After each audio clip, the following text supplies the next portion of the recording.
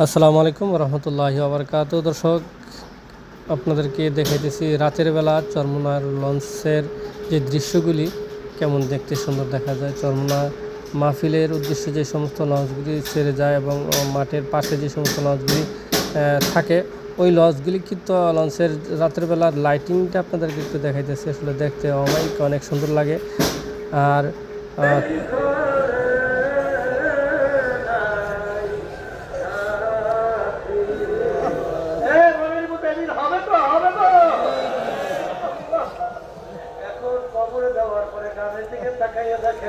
আল্লাহ